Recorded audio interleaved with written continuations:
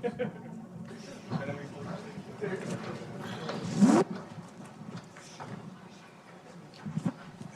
folks, welcome to the Brookings Institution. My name is Benjamin Wittes. I'm a senior fellow in governance studies and the editor of Lawfare.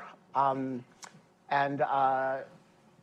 can't think of a more unpleasant occasion on which to gather here.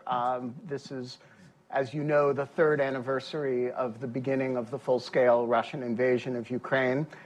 And we are here to talk about a variety of matters related to that and related as well to an immense ongoing change of U.S. policy with respect to the war. We are also here to introduce a project that we have been working at Lawfare for the last year or so, which we will talk about and introduce, which is a project that we've done with our colleagues at Goat Rodeo on the history of U.S.-Ukrainian relations in the post-Soviet period vis-a-vis Russia. So if that sounds well-timed to the moment, perhaps it is. I can't think of a group of people that I would rather talk about this subject with than the group that is sitting on stage with me. First of all, let me just go from left to right. Constanza Steldenmuller is the head of the Center for United States and Europe, which is hosting this event, and to whom we are all guests. Seated next to her is Tyler McBrien, who is the managing editor of Lawfare and one of the co-hosts of the Escalation podcast. Seated next to him is Anastasia Lopatina, who is the other co-host of the Escalation podcast, is joining us from Kyiv. And to my left is the great Fiona Hill, who is a senior fellow here and, among other things, plays a sort of starring role in a number of the episodes of the podcast, including the first one, and we're going to talk about that momentarily. Before we do, however, we arranged this event when there was one major government change that was affecting Western policy toward Ukraine. And that was the transition from the Biden administration to the Trump administration and the shock therapy, maybe, that is applying to the situation. There is now a second one, which is that we did have elections in Germany yesterday, and these produced something of a mixed message with respect to Ukraine policy. And so I wanted to ask Constanza to get us started and give us a sense of what happened in Germany yesterday, how we should understand it vis-a-vis Ukraine, and how we should understand it vis-a-vis the American shift in policy ongoing with respect to Ukraine. So thank you very much. And it is a distinct pleasure to co-host this with you because the Center on the US and Europe has taken the changes wrought on Europe and on the transatlantic relationship by the Russians' full-scale invasion extremely seriously. It has literally reconfigured the way we work in every possible way.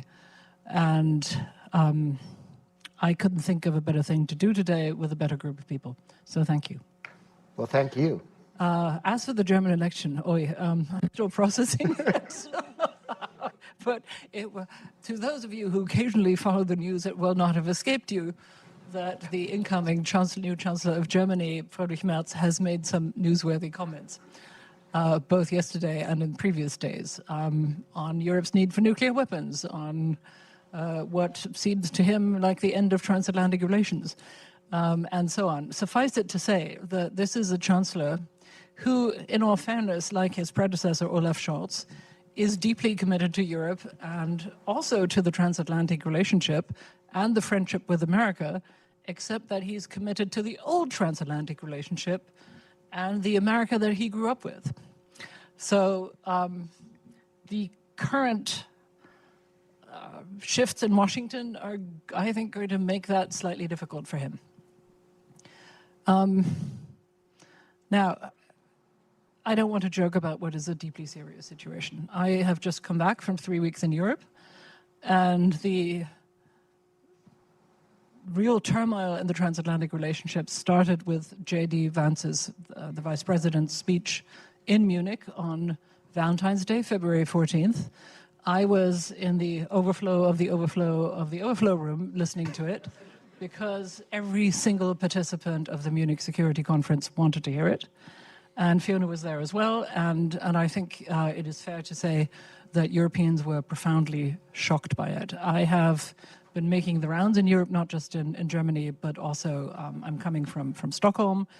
And the Swedes who thought they had joined NATO just in time are now finding that they are joining a slightly different NATO than they thought they joined. So there is turmoil everywhere, and people are processing things everywhere. But let me give you a capsule version of what I think happened last night in Germany. We always knew that the Conservatives were going to win this election. They polled at double the polling levels of the governing SPD. The question was, how many parties would Friedrich Merz have to govern with? And that was settled very late last night with a real nail-biter of a counting of votes. BSW, the extreme left party, led by the firebrand Sarah Wagenknecht, missed entry into the parliament, missed the 5% threshold by 13,000 and something votes. It will not surprise you to learn that they are going to go to the courts over this and demanding a recount, which is unusual in Germany. But there we are. I think we're catching up with other countries. So Friedrich Merz, based on that result, and unless it is overturned by the courts, which I have a hard time seeing because we all use paper ballots, it's slightly more difficult to sort of fake results there. Friedrich Merz is going to govern in a grand coalition with the Social Democrats. And I don't think that he will have any compunction in supporting Ukraine. I think he intends to be a strong player in Europe. The reservations I have about that is that last night also saw a doubling of the AfD seats in parliament, nearly a doubling of its vote share, with extremely high shares in Eastern Germany of up to 37%. In total, they have AfD, just for the hard extreme right neo-Nazi alternative for party. Germany. No, they're not neo-Nazi. That's not precise. Okay. They are good friends with neo-Nazi groupings, but they are not by definition neo-Nazi, and I think that is an important thing to say. The German Domestic Intelligence Service have determined them to be, in part or in some of the state-level organizations, fully extremist, right-wing extremist. But they have been very careful in avoiding, except for some, fringe figures and one or two of their leaders, in avoiding actual Nazi language. Also, well, forgive me. I say that because it is they are doing this very deliberately and strategically. And it is one of the things that makes it difficult, for example, to outright ban them, which German law would allow, which I'm no doubt the Vice President of the United States would consider yet another suppression of free speech and democracy, if that was attempted. But that is where we are. I think Friedrich Merz will be quite constrained by an opposition headed by an extreme right-wing party that will be out to hunt him and that will be out to split his party. I think he will try to reach out to Europe. He will try to reach out to NATO.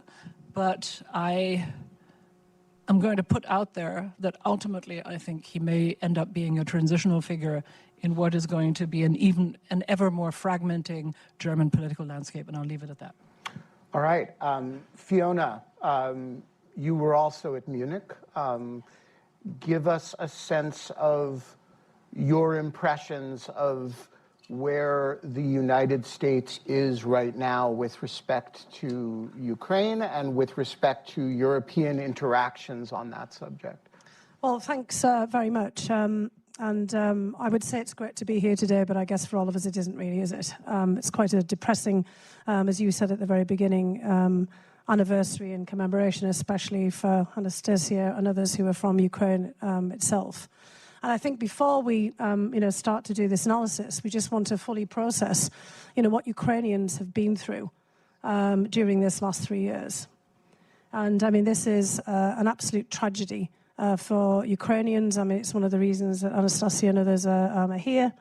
And we have to always remember the human side of this. And I just wanted to say that I listened to Vice President Vance's speech, standing next to Andriy Yatsenyuk, the former Prime Minister of Ukraine, who I happened to meet as I went into the overflow room of the overflow room. I'm not quite sure which overflow room I was in, but there were many.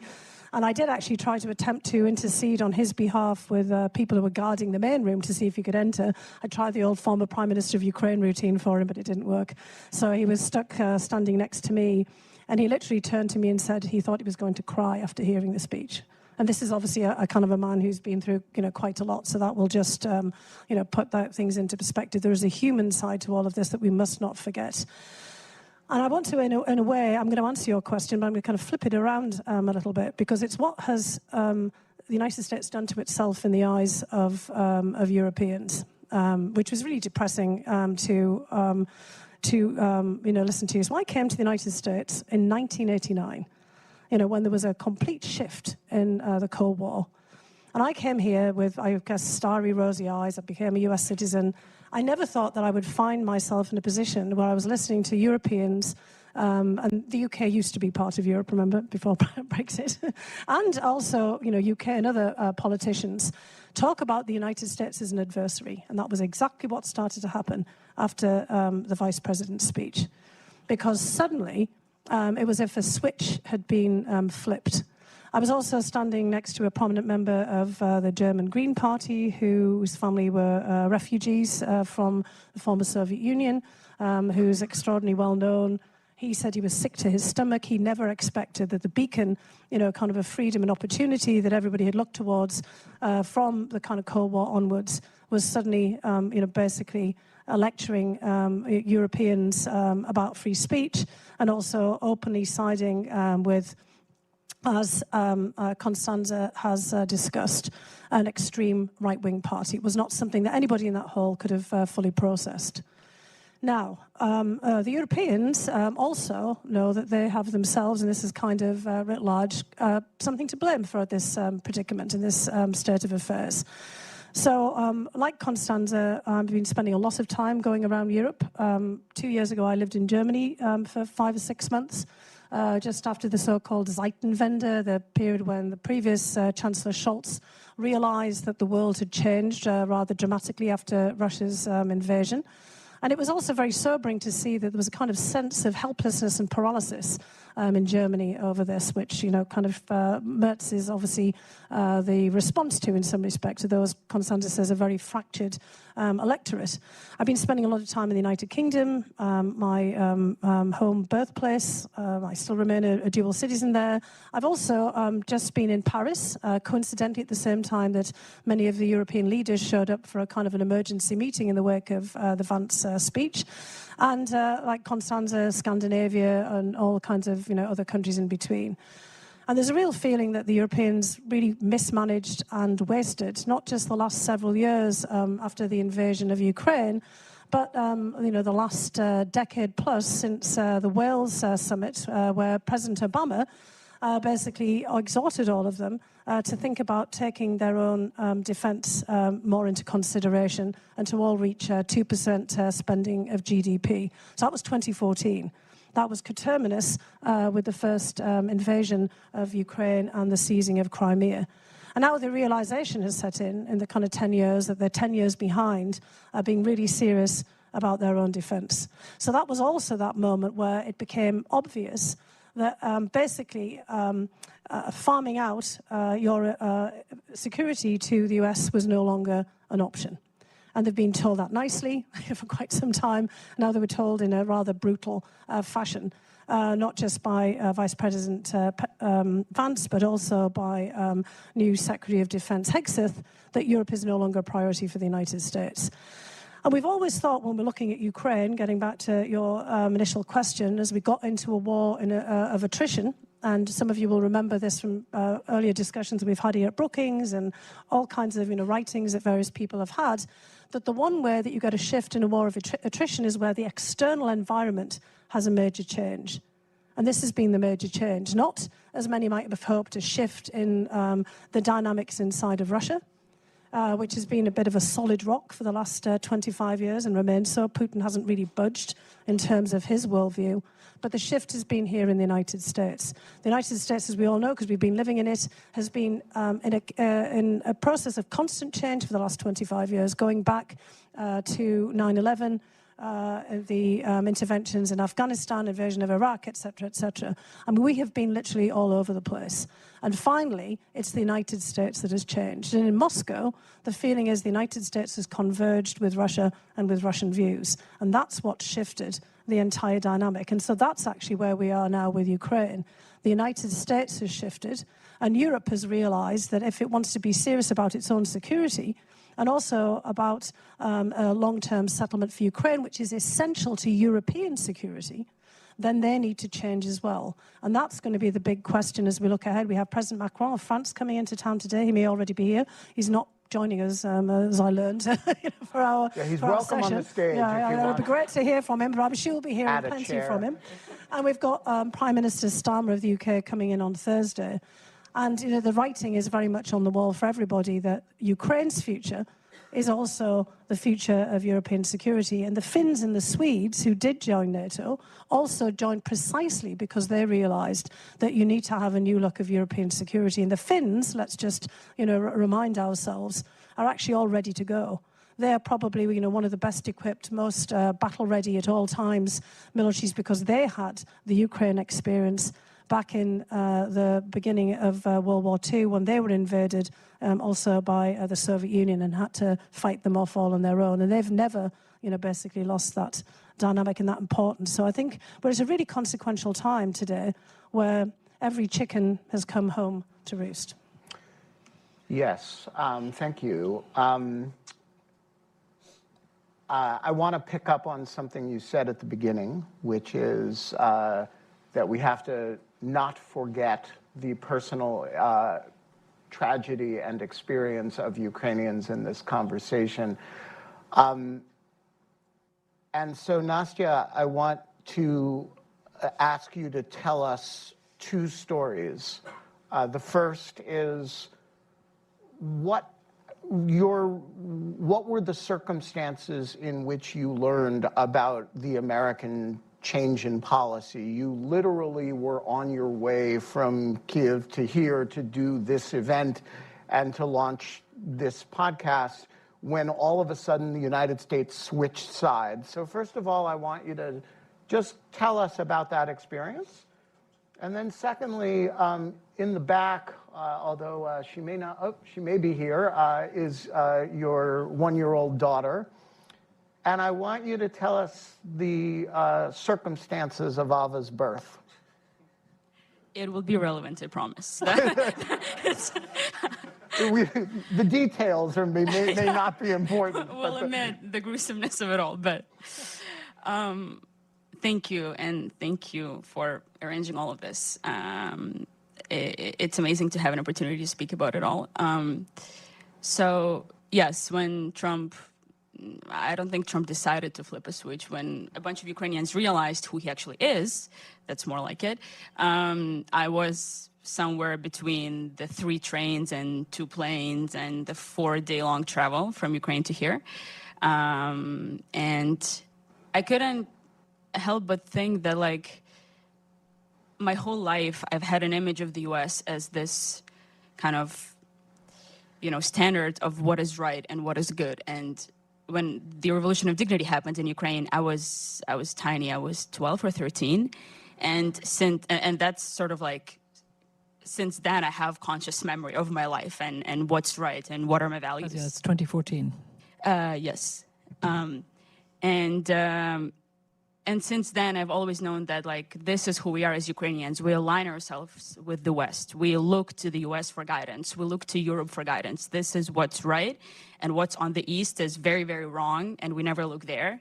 And so I'd always joke that, like, we don't mind American meddling, you know, when some of my more leftist-leaning friends, you know, would accuse the U.S. of neocolonialism or something when it comes to Ukraine. I'd be like, we actually love it. Like, please come and clean everything up. Like, get rid of corruption. Like, get involved. Like, and many people who joke about this because, you know, the alternative for us has always been Russia, right? Because the geography really messed us up. We're really stuck in there, in between two sides, and so this whole image of the U.S. as this barometer of what's good and bad, it really shattered for me in the last week. And I keep saying, I keep hearing people say that there is no going back, that this damage that Trump has done is kind of irreversible, and you will explain to me later whether that's true, you know better than I do. But that's just like really depressing, because now I feel like, you know, the U.S. is sort of gone and doing whatever it is that it's doing. Europe isn't really doing anything. And as one friend of mine put it, it would be nice if Europe was a thing. Like, that would be helpful. So that's certainly how Ukrainians view it, because Ukrainians, and we'll get to that, have had bad experiences with the U.S. over history and with Europe as well. And so we now really feel like we're once again just like left on our own. And it's really not a position that anyone should be in. And we now don't even have a standard, like, of institutionalism or of values and liberty. Like, we're now being accused of being a dictatorship, which is laughable, right? And so there is this just like prevailing feeling of disappointment that everything I've always thought of as right and good connected to the US, like, it's all shattering kind of in front of my eyes, and it affects the entire country. So that's just really depressing. So the spicier story about how I was birthed. So my daughter, she's sleeping, thank God. She's very much cooperating with this event, and I'm grateful for it. She was born on December 31st in 2023. And, you know, that's already crazy enough. The whole thing is crazy enough. What's even crazier is that the next day after that, Russia launched one of its biggest ever aerial attacks against Ukraine. I think it was January 1st or January 2nd. So at the time that, you know, we were still at the hospital, we haven't checked out and left home yet, at 5 a.m. at some point, there is this massive attack. I mean, it's like almost 100 drones or something. I may be exaggerating, but it was really big. At that point, it was called one of the biggest attacks in years. And so it was just incredible, right? Because I mean, we were fine. We were all taken to this underground shelter with dozens of very pregnant women. And I was only like very thankful that I've already, you know, got her out. So I don't have to go through that experience in a bunker. So, you know, that was helpful. But I distinctly remember the feeling that me and people around me, other moms with like 1-year-old babies, we weren't scared because we've been at this for years at that point, and we've lived there since the very beginning. We were just very annoyed. There was this like frustration that like we really shouldn't be dealing with this, like in any circumstance, but especially right now. And I really didn't spot fear in people's eyes. It was more of like, okay, like, when is this going to be over? Like, can we just go and like have a life and you know, and take care of our babies? And I think it's so tragic that those were the emotions that we're feeling, because that means that like we're all, not all, I can't speak for all, but a lot of us are pretty much numb at this point, because we see this gruesomeness and this tragedy every single day. And at some point, unfortunately, even though I'd prefer that we kept feeling, you know, the strongest empathy and the strongest sense of loss, at some point, something in your body on a biological level just adapts, and that just becomes a part of your life, and you end up being in interviews with Iranian drones flying around you, and you're not going anywhere because God bless American air defense, you know, and you know you'll be fine, most likely. And you just keep on living with it, and people tell you, you know, stay safe, and you don't even know what that means anymore, because that's just your reality. And so it's just the fact that we've been at it for 3 years is insane to me, because I remember having a conversation with a friend in early April 2022, so just around a month since the full-scale invasion started, after the full-scale invasion started. And I was in Lviv at this time, a city in eastern Ukraine. And I wanted some of my friends to come stay with me. And they fully seriously told me that they don't want to leave Kyiv because they want to be there for Victory Day.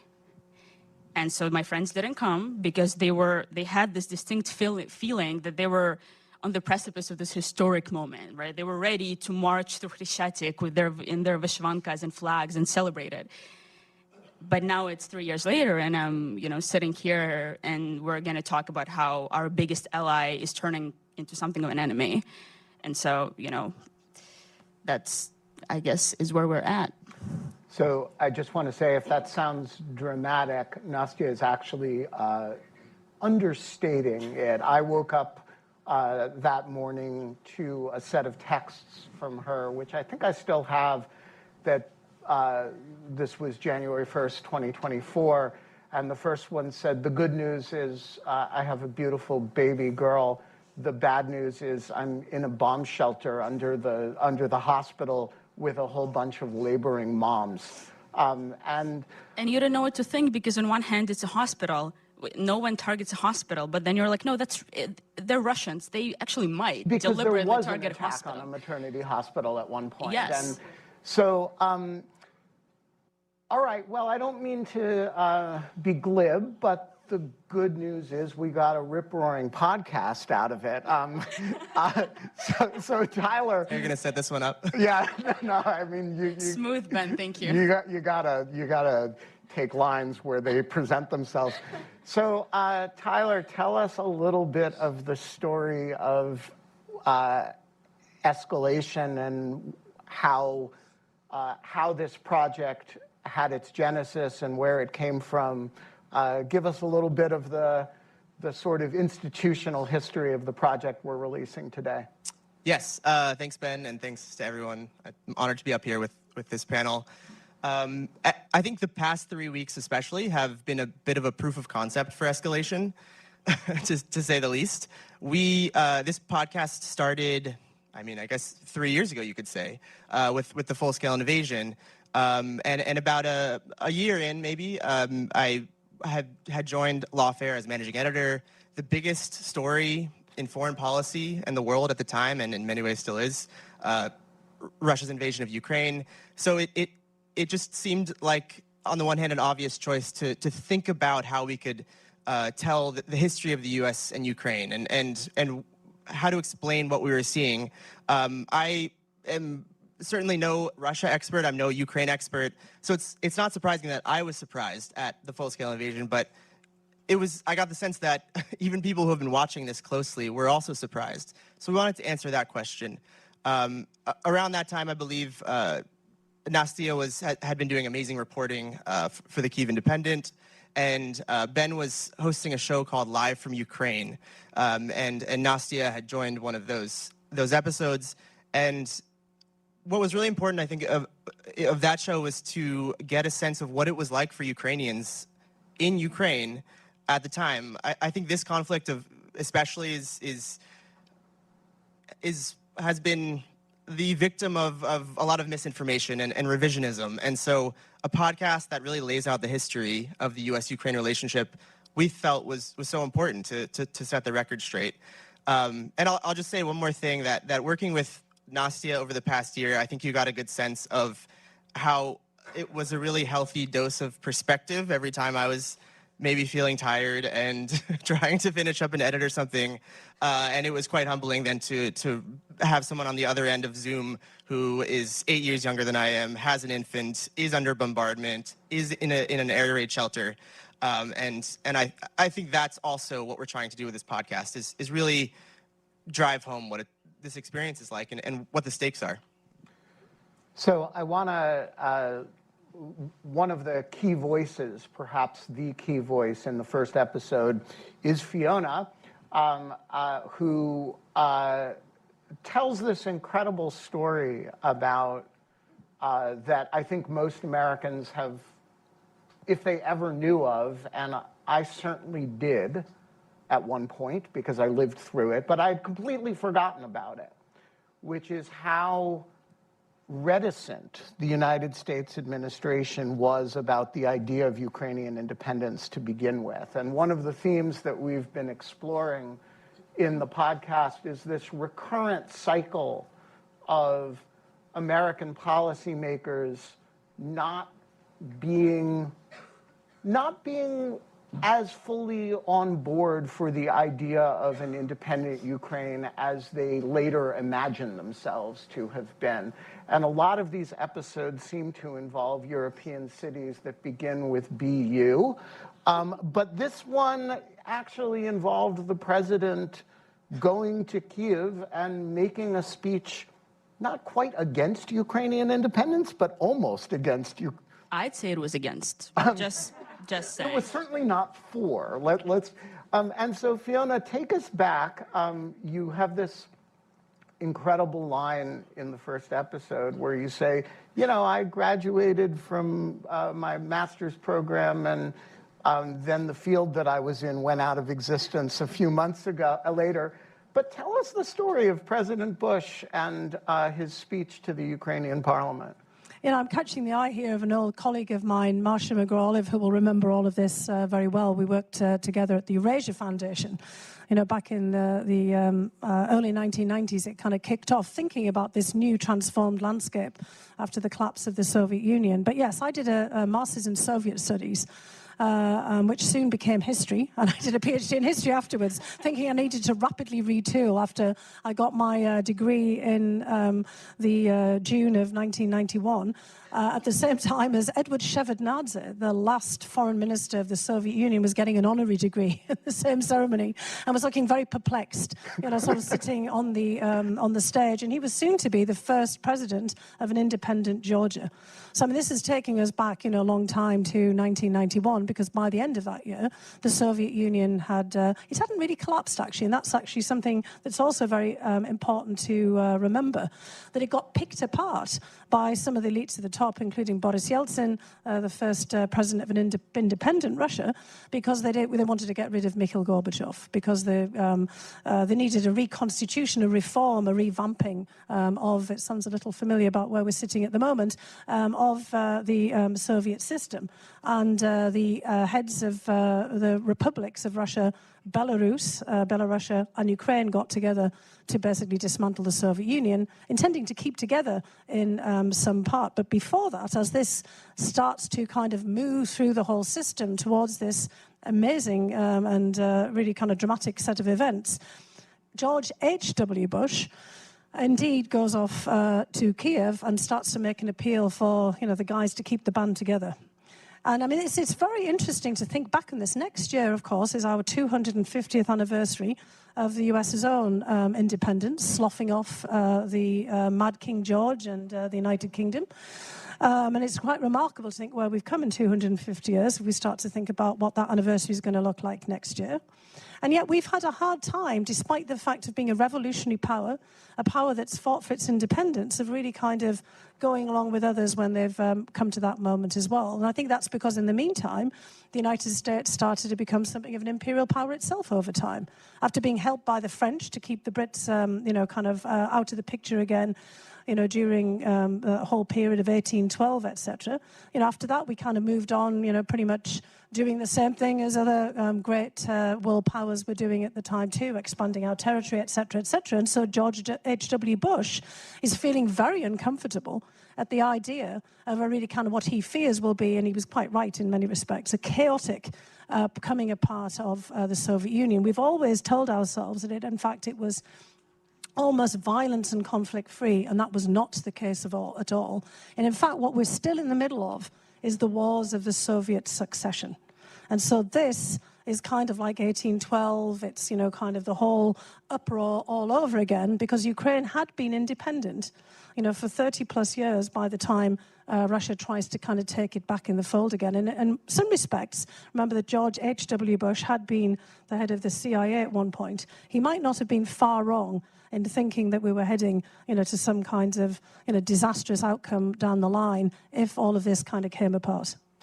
Yeah, it's an extremely powerful little story that I think represents something larger, both in Ukraine's relationship with the United States, which is the subject of the podcast, but also, Constanza, in Ukraine's relationship with Europe, because you have this moment where Ukraine becomes independent, but everybody continues to look at Ukraine through the lens of Russia, and that includes particularly European countries who see Ukraine to some degree as a transit situation for Russian natural gas. And I guess, you know, there's this, we clearly see from the Trump administration that this has not changed in the case of the United States. We are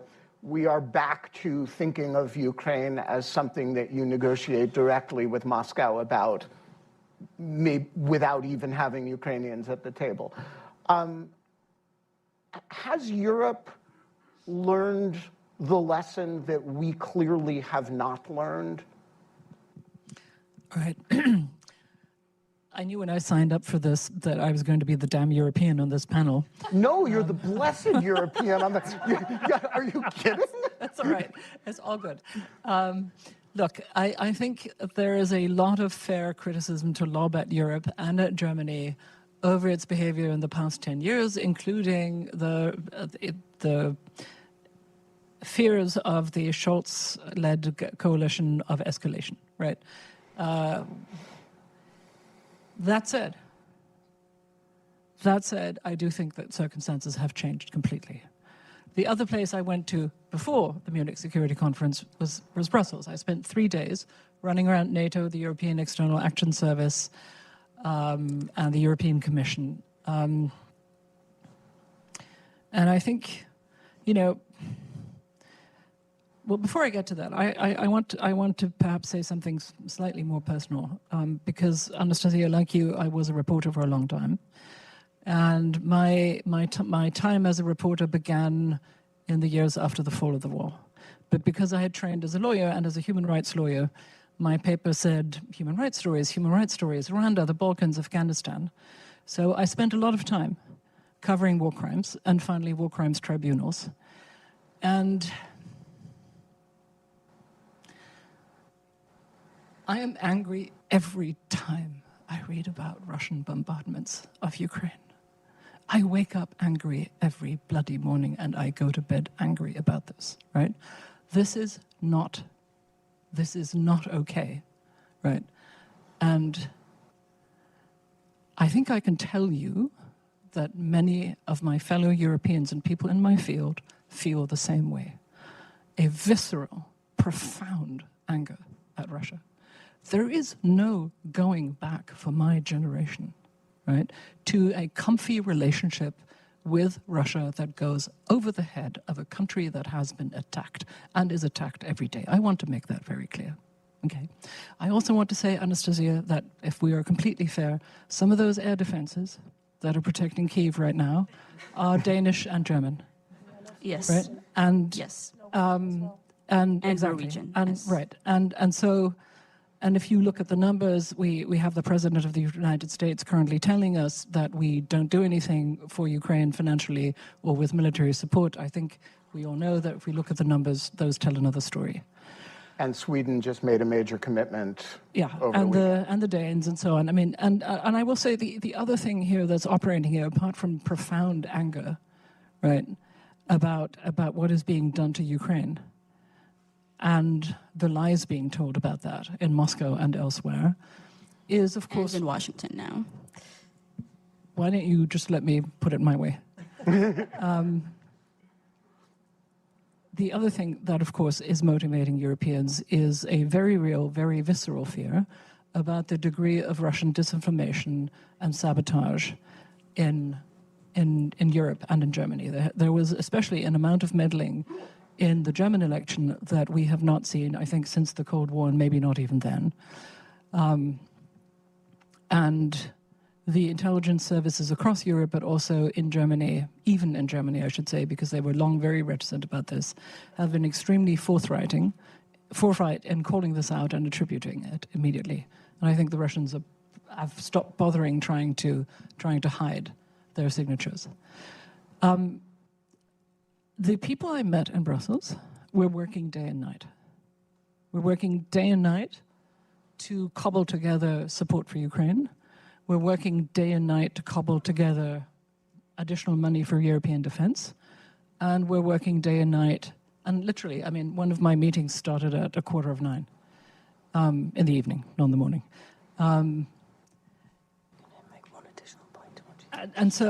Let me perhaps end on a point that is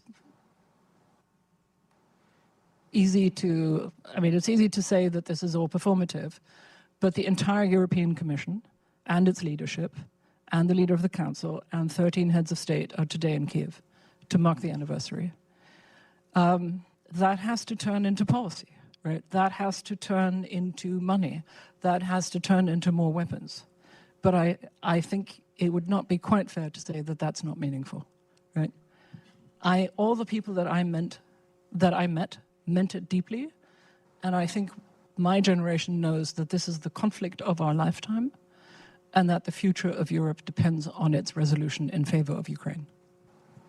I'd just like to add something important to what Constanza said here, because although it might not feel it from the United States, and the further, obviously, you get away from Washington, D.C., it definitely doesn't feel it. And over the last 3 years, I've spent a lot of time going all the way around the country talking to audiences about why Ukraine actually is relevant for the United States, not just because of Ukrainian Americans, but, you know, because of actually the dependence that America has had on the larger international system that was really rooted in the transatlantic alliance, and how we've actually prospered from it over this time. And again, we've kind of forgotten all of that as time has gone on.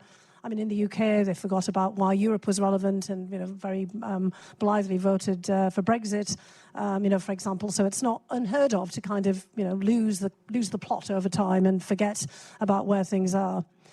But in Europe right now, people know that they're under siege from Russia all the time. So as we're sitting here talking, an inquest has been going on in London about the death of Dawn Sturgis. It's not probably a household name here, but I'm sure that some of you know who she is. She is the woman who, very unfortunately, was killed by Novichok from the bottle of perfume that the Russian GRU, the military intelligence, discarded in a charity donation bin that her partner found and brought home, and they spread this perfume on each other, discovering, in fact, that it was a deadly weapons-grade nerve agent that had just been used to poison a former Russian spy, Sergei Skripal, and his daughter Yulia in the town of Salisbury. Now, the only reason this was uncovered is because the UK has a facility near Salisbury, Porton Down, where they, you know, a bit like we have in Frederick, Maryland, where they can do testing for nerve agents, biological and chemical weapons.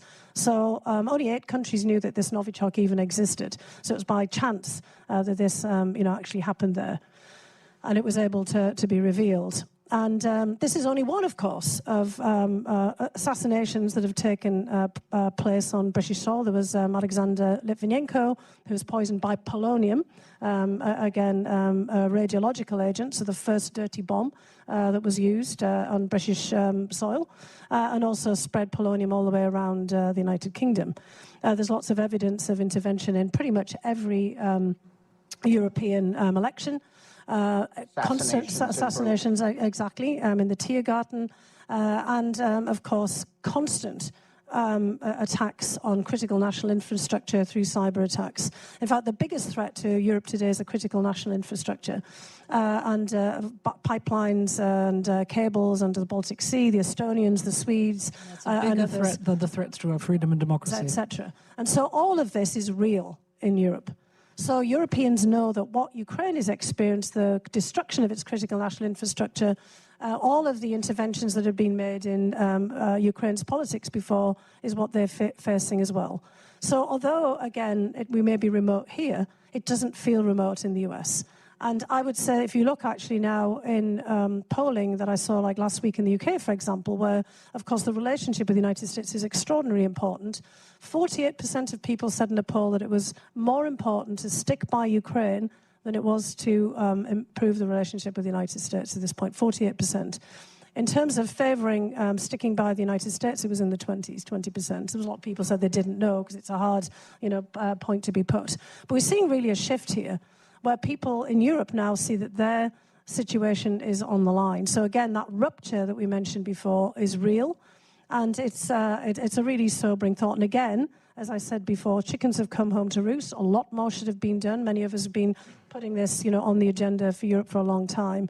But it is real, the security threat in Europe. It's not just imagined, it's not just disinformation, and it's now viscerally felt.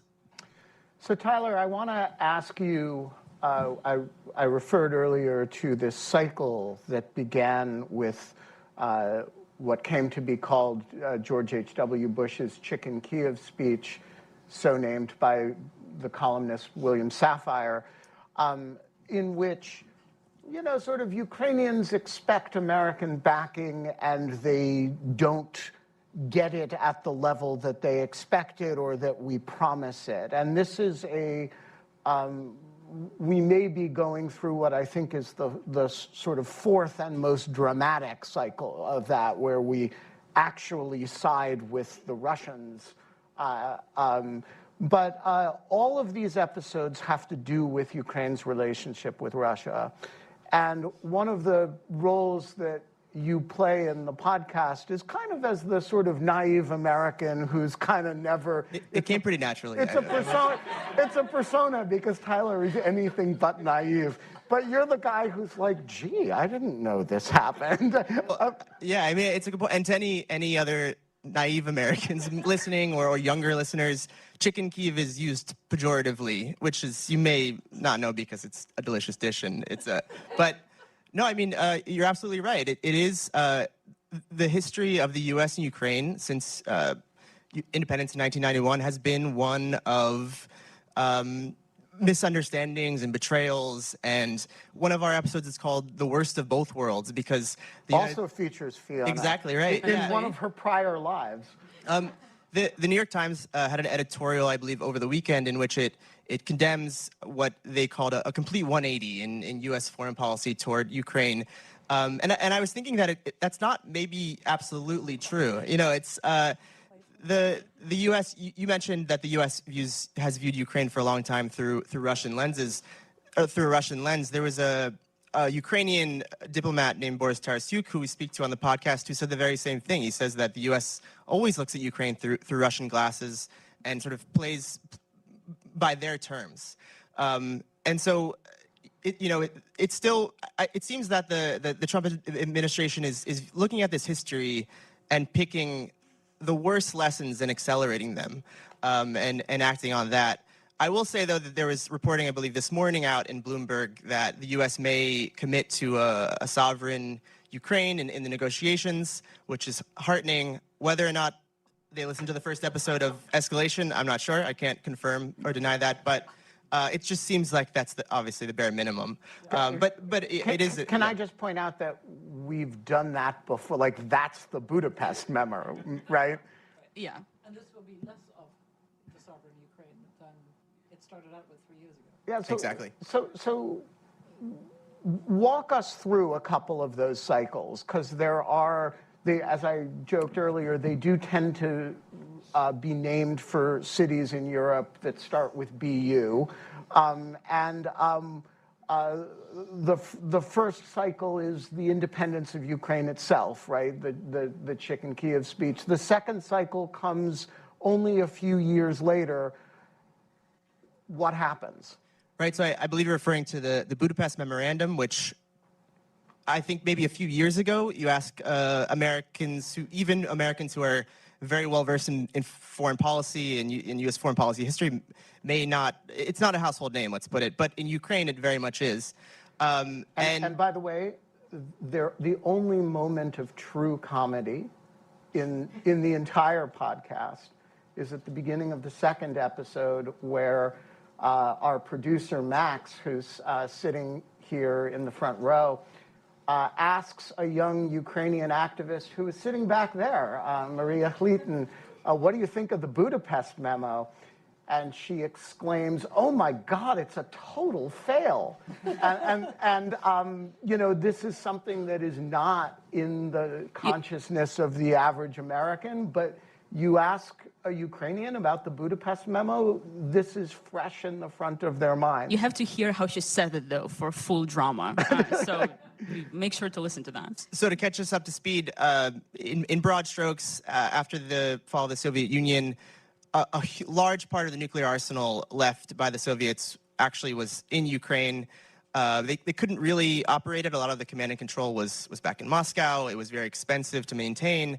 But nuclear weapons comes with some degree of security. But the deal that was struck was that Ukraine would give up the nuclear weapons for financial incentives, as well as, from the American perspective, assurances of Ukrainian security.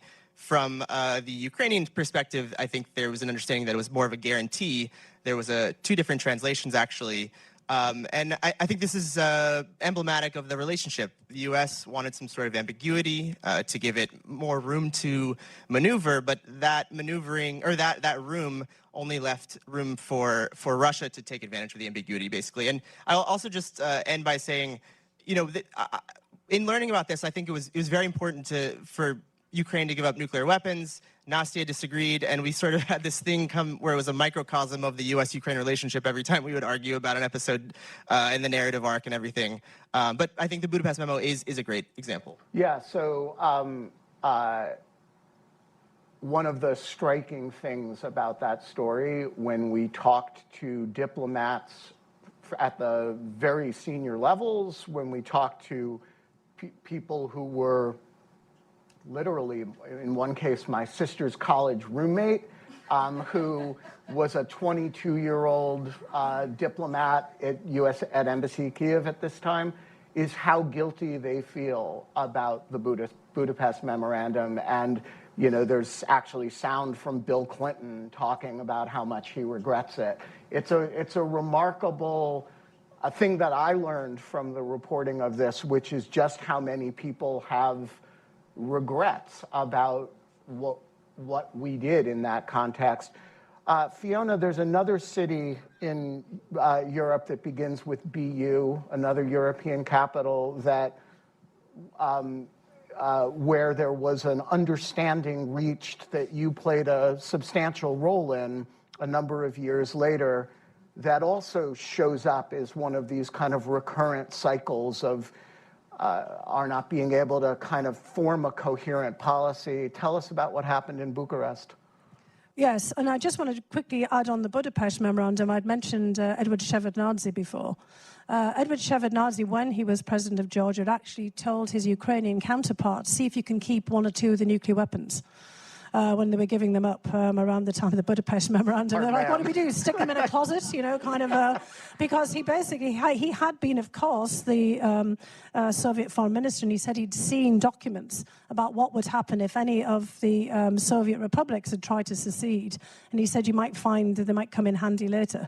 Which, of course, if Ukraine had still been a nuclear state, and Belarus had been as well, Belarus has been pretty much swallowed up by Russia. Ukraine probably wouldn't have been invaded. And the non-proliferation consequences of all of this are real too, because Constanza and others have been noting that in Germany and in many other places now there's talking about Europe needing to have a bomb. And, you know, what's also the message to Japan, South Korea, you know, other countries who feel threatened. And Bucharest, just so we can get back to this point as well, becomes important in that context because it's another effort to give Ukraine and Georgia at the time, you know, some kinds of guarantees for their future security. Now, Bucharest was actually more about Georgia than it was about Ukraine at the time. And this is where, you know, the reference to a worst of both worlds comes. In Ukraine, at the time of the Bucharest NATO summit, which was in 2008, there wasn't a great deal of enthusiasm for joining NATO at that point. So we have to remember the Ukrainians, you know, the politics in Ukraine have taken all kinds of twists and turns. The Ukrainians are kind of aware that, and this was at the popular level of the population, there wasn't a great overrounding support for going into to NATO. It was more of a kind of an elite project thinking around the Ukrainian president. But in Georgia, there was a full-throated desire at the popular and elite level to become part of NATO. And Georgia had been supporting the United States in Iraq and Afghanistan, and was pushing for a membership action plan to NATO. And it was thought, and I'm still trying to, I'm still years later trying to piece together who thought this, because it seems to have been a whole collection of people from all kinds of different backgrounds, that Georgia's case would be strengthened if Ukraine joined in as well. And so this was the kind of fateful decision. A letter was written to George W. Bush asking for Bush's support. President Bush, being a good Texan, this is W rather than HW, was more enthusiastic about supporting the feisty countries of Georgia and Ukraine. This was, of course, after the United States had well and truly waded into Iraq and was trying to pursue the freedom agenda. Bush thought that Ukraine and Georgia and their freedom should also be supported. I mean, I know this because I did a deep dive, a series of them for the president. These were the kinds of things that he said.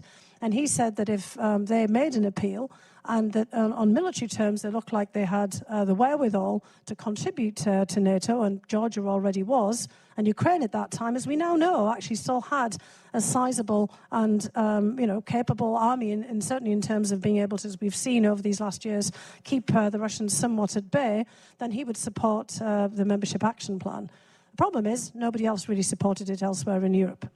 Partly this was to do with Mikhail Saakashvili and perceptions of him and his role. Others knew that, Ukraine wasn't, fully on board at this particular point, and there was a lot of resistance. And so what happened, though we briefed the President, I and others, that this wasn't likely to happen, we actually briefed against it, because we think that under the idea that if you push for something you can't get, it's not a great idea, because it just sort of shows up weaknesses and all the kind of divisions. Once President Bush decided to go ahead, there was at Bucharest, as we now know, and we've heard from Chancellor Merkel's memoirs, it was Chancellor Merkel herself who kind of opined, trying to find some kind of solution to some of her Eastern European counterparts at a side table. Well, one day they'll get into NATO. And that kind of rather casual aside of one day that they might get into NATO was pounced on by many of the East Europeans at the table, who were quite supportive, a handful of them who were supportive of pushing for Ukraine's membership action plan, as well as Georgia's. Yet that was kind of turned into the text of the Bucharest memorandum. And why it was the worst of both worlds, that one day they will get into NATO, was it wasn't really a promise.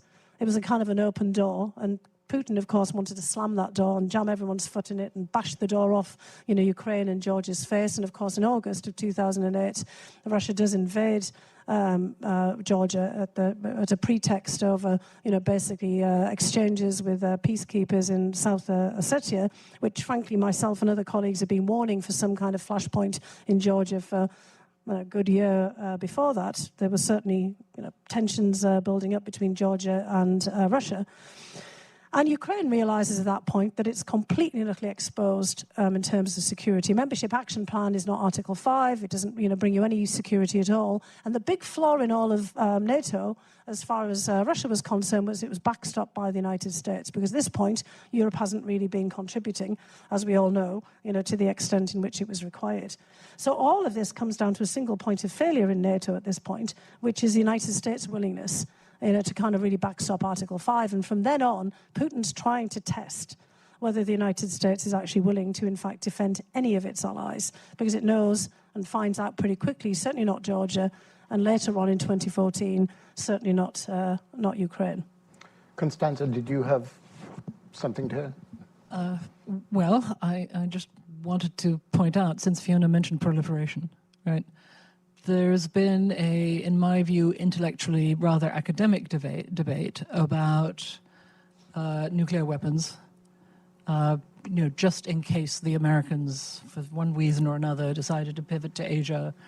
And that academic debate has just gone live, with comments by the incoming chancellor before the election, saying that and in response to the speeches by Secretary of Defense Hegseth at NATO and at the NATO Ministerial in Brussels, and then by Vice President Vance in Munich, that Europe was going to have to develop its own nuclear deterrent, that would mean that the French and the British deterrent which is per se not enough to replace the American deterrent, would have to be expanded, and Germany would have to somehow join in that. I cannot overemphasize what kind of a sea change that is in the politics of my country, right? That used to be an absolute and complete taboo, and we are in fact signatories, right, of the Non-Proliferation Treaty. But I think that what we are seeing here, coming out of this White House, is taking the lid off of many things, including of proliferation worldwide, right? I think that is, and I do not need to describe to anyone the escalation risk inherent in that, right? We have similar debates in Asia, namely in Japan and in South Korea. And I will say that I was at a dinner at NATO before the Munich Security Conference, where an Eastern European said, well, we're going to have to get nuclear weapons too. That is where we are, and that's not a good thing.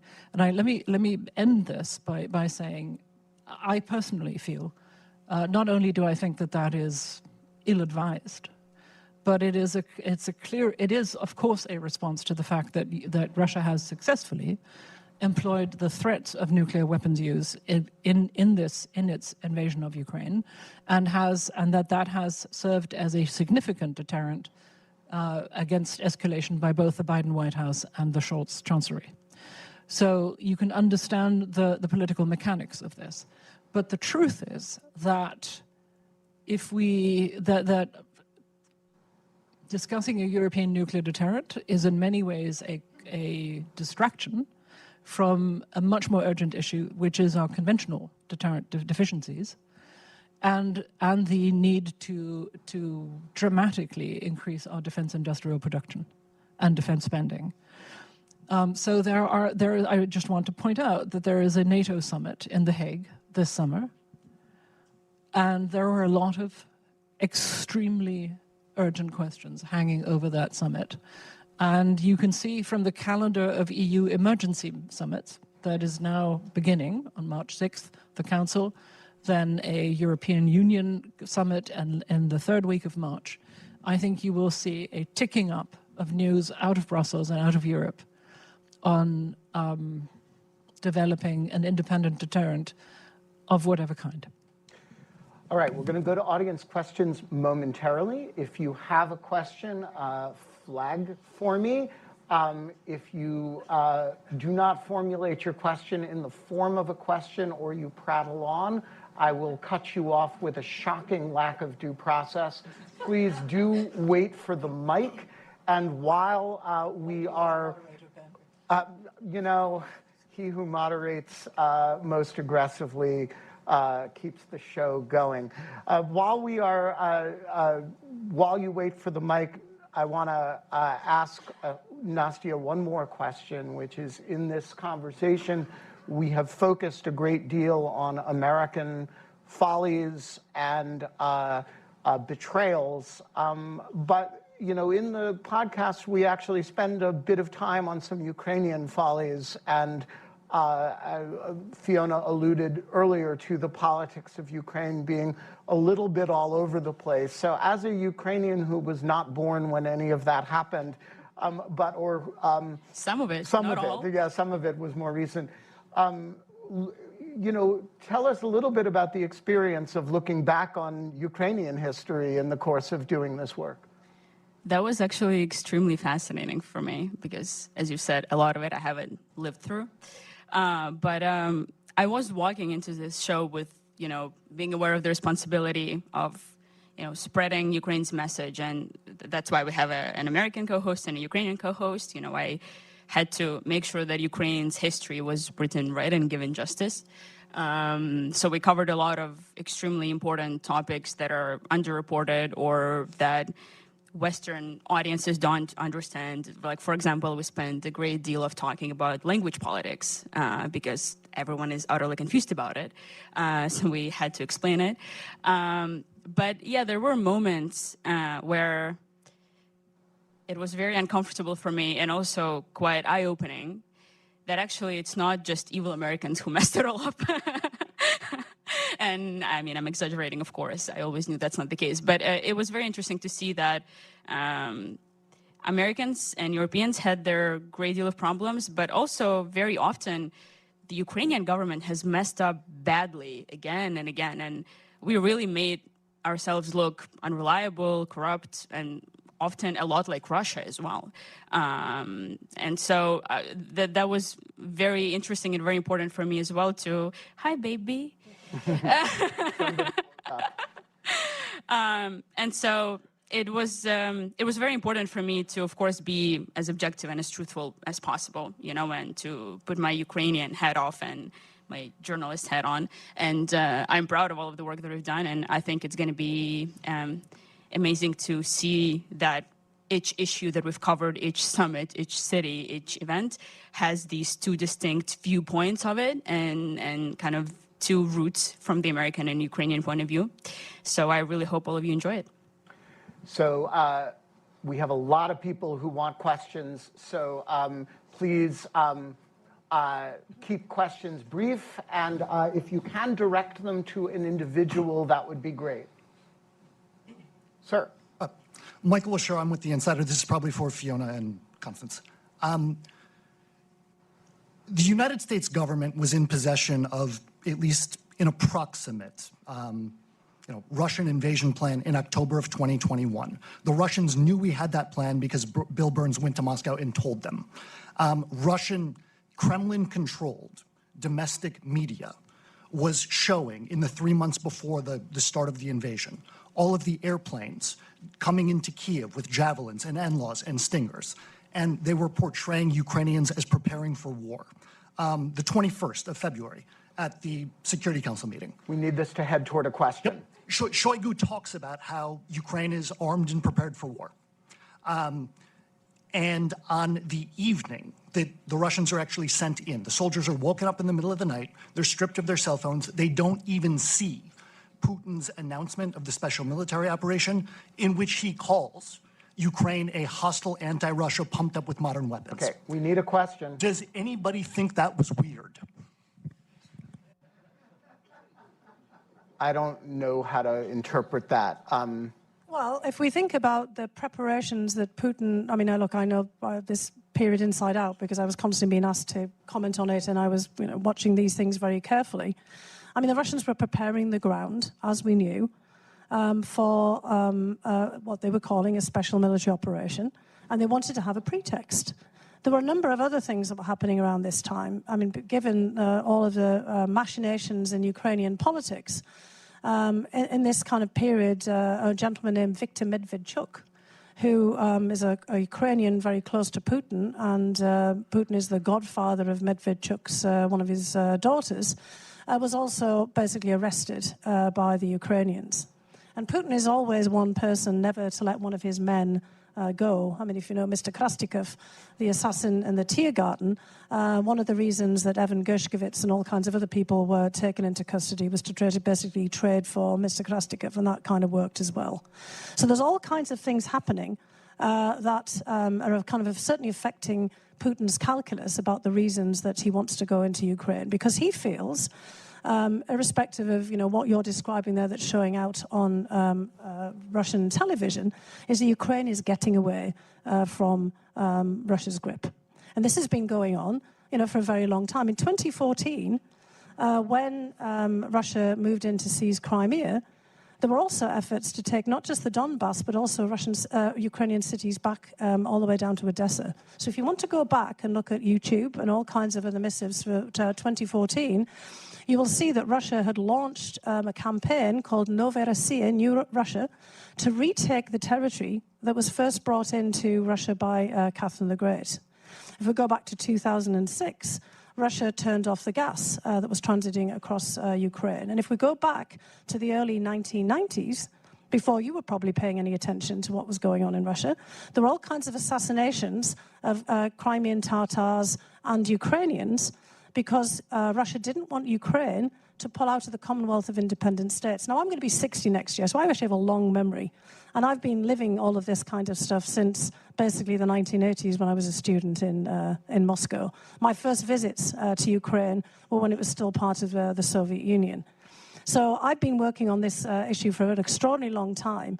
And if you take all of this in all of the totality, what you will see is right from the very early 1990s, when Ukraine was being pushed to give up nuclear weapons, there were constituents in Moscow and in Russia who saw every move that Ukraine made as basically a violation of the relationship between Ukraine and Russia and didn't want Ukraine to have any other options to go anywhere else. So every move that Ukraine makes from all this way on can be very well documented as seen as being offensive from Russia's perspective. So by the time you get to the things that you're discussing there, Putin has decided that Ukraine has no right and should not go anywhere at all. And it's not just Ukraine, of course. It's also Belarus. It's also Moldova. It's also Kazakhstan. So it's not just about how things are being depicted about Ukraine. You can see these depictions about many other places as well. And when Georgia was invaded by Russia in 2008, exactly the same kind of depictions were happening on Russian television. So you may think it's, because I think that you're presenting something, looking at your face as well, that you're saying that Russia had cause for this. But Russia only has cause if you still believe that everywhere is part of Russia's sphere of influence. Perhaps we can take this outside so you can clarify, but of course it's weird from the point of disinformation because it wasn't actually accurate. But Russia has been gunning for the return of Ukraine basically since the 1990s when Ukraine first got away. Ma'am? Thank you so much. This is a question for Fiona, Sarika Gandhi with ITV. What would be your advice to UK Prime Minister Starmer when he is approaching those conversations concerning Ukraine later this week? Well, I think the Prime Minister has probably figured out very clearly that this is an enormously consequential meeting. And it's not just because of Ukraine, but it's also for the whole future of European security and for the United Kingdom itself. The UK and the United States have extraordinarily important defence relationships.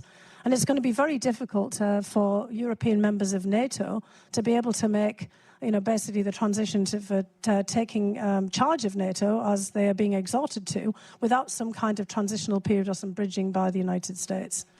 And also, the UK has made some pretty strong commitments to Ukraine. And I also already referenced polling in the UK showing that there's very large, sizable, considerable support in the UK for still supporting Ukraine, as there is, across the rest of Europe. So the case is going to have to be made, and Prime Minister Starmer has already made some commitments about the depth of UK even willingness to deploy some troops onto the ground in any peacekeeping operation. So the important thing is to get all of this across to President Trump in the best way that he possibly can. And again, I don't want to put words into his mouth. I'm sure he's thinking very carefully. And President Macron is already here. So we're seeing that all European leaders at this particular point are realizing that this is the dawning very much of a new era, and that they have to really figure out where they themselves stand, but how they're going to manage the relationship with the United States, not just with Ukraine moving forward.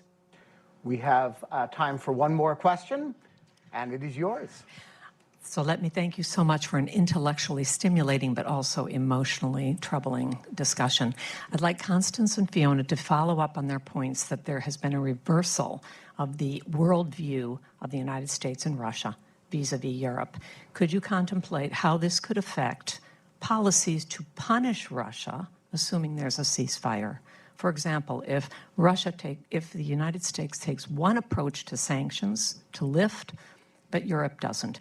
If Europe wants to punish war crimes, but the United States doesn't, what will this do to the dialogue? Thank you. Constanza? It's a good question, to be honest. And I think that there are a number of things here that are in play. Sanctions, the use of the Russian frozen assets as collateral for further expenditures on behalf of Ukraine,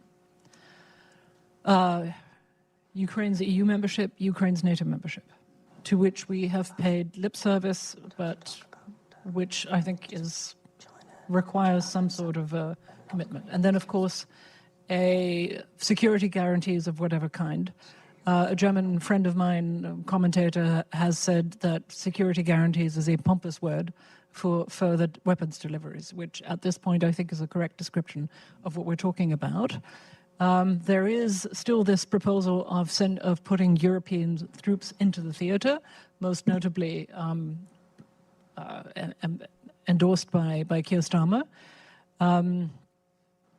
That is something that the Russians violently oppose. And I frankly, to be completely honest here, I can envisage a situation where the Europeans want to be more muscularly supportive, where the White House says that's not what we want, and we are doing the opposite of that, and where there might be quite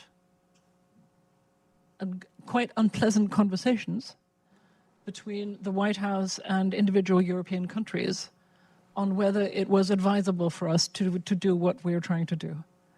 And I'm not sure, I think that will then be another sort of very decisive moment for the transatlantic relationship, which, like the German Chancellor, I have grown up with, and which every German has a sort of, all Europeans like to say that they have a special relationship with America, right?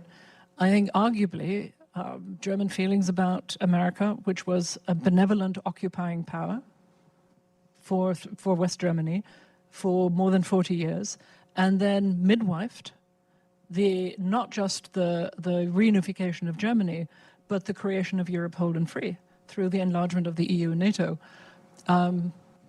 This is very hard for a country of 80+ million Germans to digest, that this is no longer a benevolent relationship. But this appears to be, I would not call America an adversary or an enemy, but what we are certainly seeing is hostility. Fiona, you get the last word today. Well, I think one thing for us all to bear in mind as well, that Marshall also gets to your question, is that this is actually a global conflict. And we haven't mentioned that, and now we open up a whole door as we're kind of closing the session. But for most of the rest of the world, Ukraine is a proxy conflict with the United States. China is supporting Russia. North Korea is supporting Russia. North Korean troops are in Europe fighting in the Kursk region against Ukrainian troops, and we're always watching to see whether they're spilling over also into Ukraine. And Iran is also supporting Russia. And Nastya talked about Shahed drones.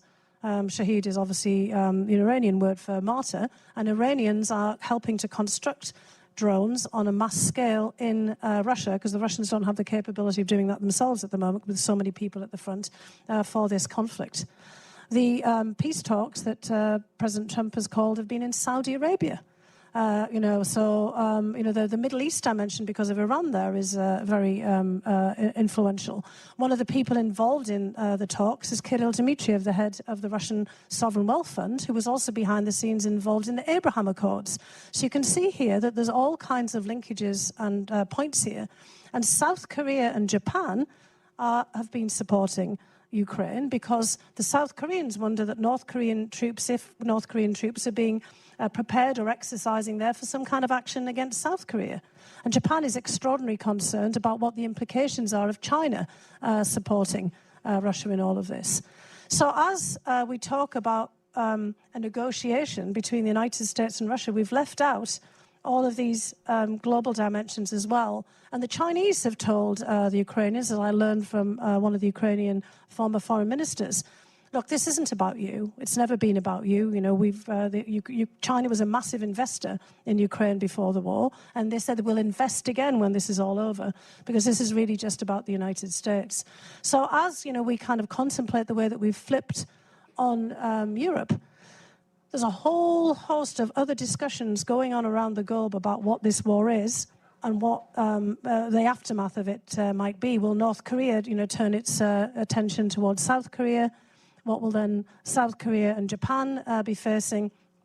And will China really be kind of the beneficiary in some respects of this as the country that then reconstructs Ukraine, or also then moves back, basically into a relationship with Europe? At the Munich Security Conference, there were several very prominent Chinese officials trying not to gloat over the rift between Europe and the United States, but saying to the Europeans they weren't succeeding because they were very open. We'll be there for you, Europe, kind of when this is all over as well.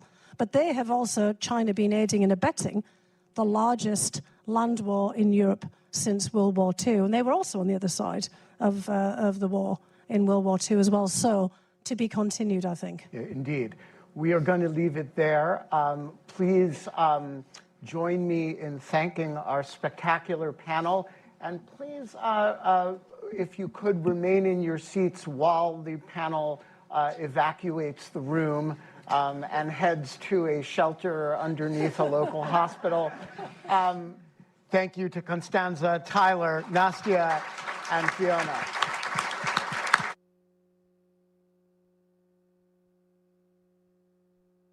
Is Escalation, and you should all download it. The first episode is now available. Thank you for coming.